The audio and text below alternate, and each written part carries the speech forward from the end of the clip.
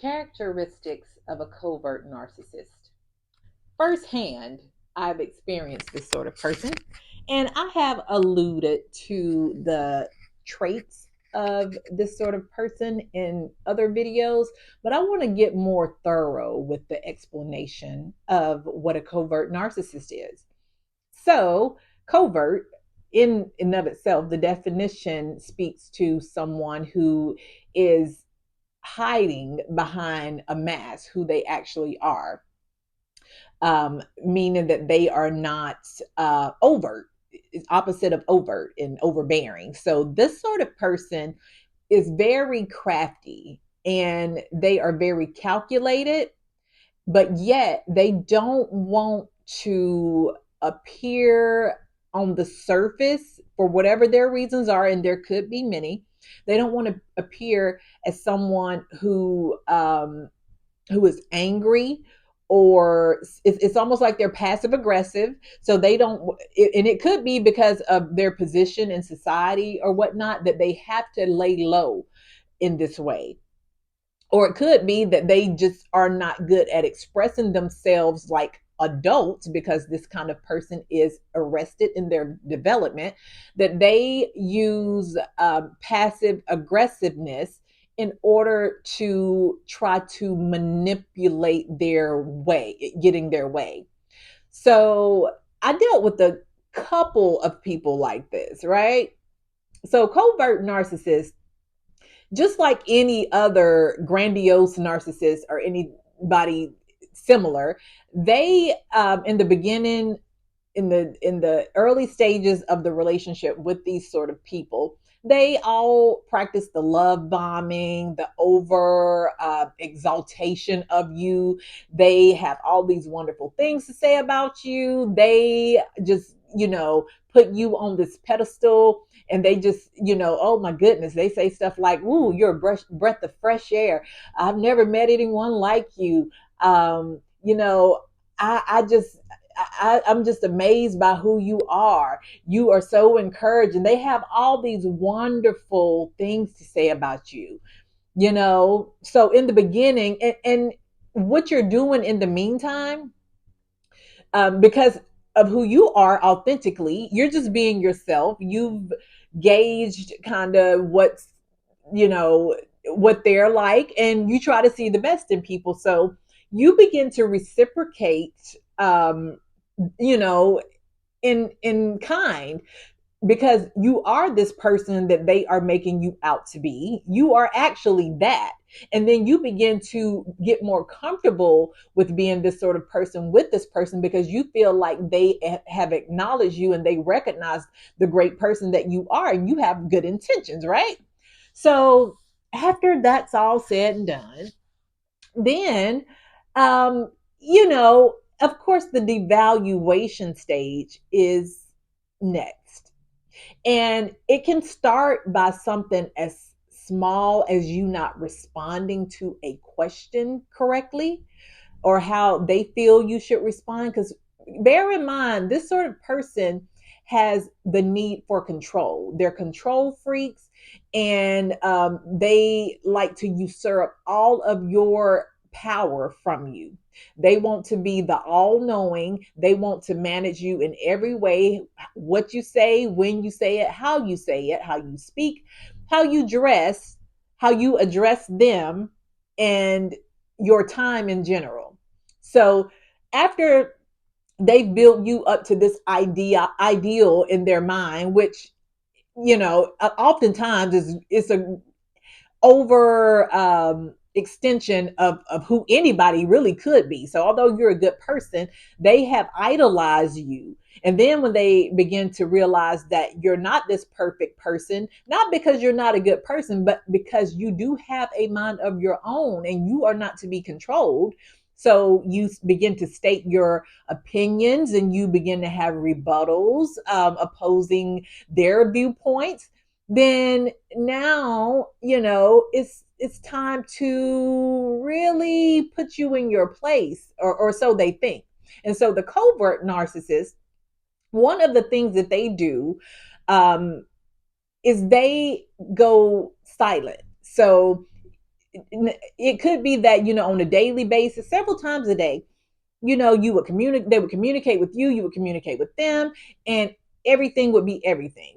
All would be well, but something changed, something shifted where, like I said, you either did not respond to them appropriately, you didn't answer a question right, or in the direction of their preference, and now they have resistance towards you. So now they are being very standoffish. They are not responding to you the same. When they do, it's kind of dry. You can feel the energy through, even if you're texting, you can feel the shift in energy with these kind of people. So they begin to kind of withdraw and kind of be passive aggressive, short answers.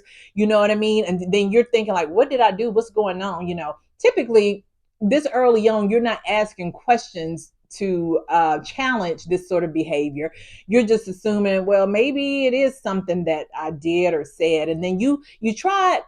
Most people, especially if you're an empath, you try to adjust your behavior or adjust your responses in order to get back in their good graces, so to speak.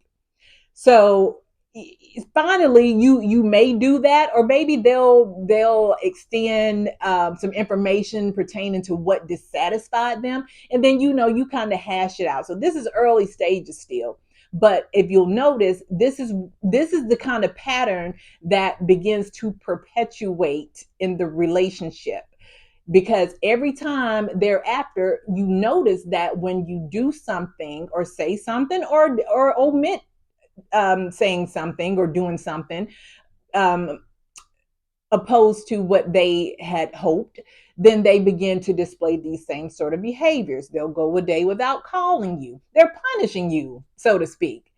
And mind you, most of these people are not worth being in your company anyway, because just rewinding a little bit, although they boasted you to be whatever you are or whatever they think you were, and it was authentic, the person they portrayed themselves to be was never who they were in the first place. So then you begin to, and I think a lot of times that's what turns them off from you, especially if you're an analytical person like I am, and I'm gonna ask questions. You know what I mean? Like I consider myself an empathetic person, but at the same time, I'm very analytical. So I notice stuff. I'm gonna ask questions, and narcissists do not like when you do that, covert or overt. They do not like when you ask questions and cause them to have to be transparent, especially when they have falsified who they are or falsified some aspect about their life. So you begin, as you go deeper and deeper into the situation, you begin to notice things and you begin to see contradictories. So you begin to ask questions. They hate questions.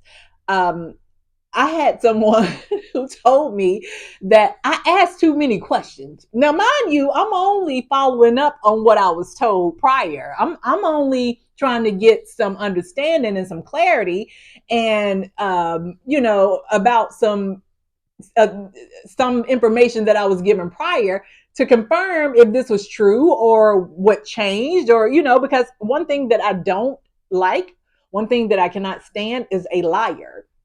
So I don't go around intentionally trying to catch people in lies. I don't have time for that.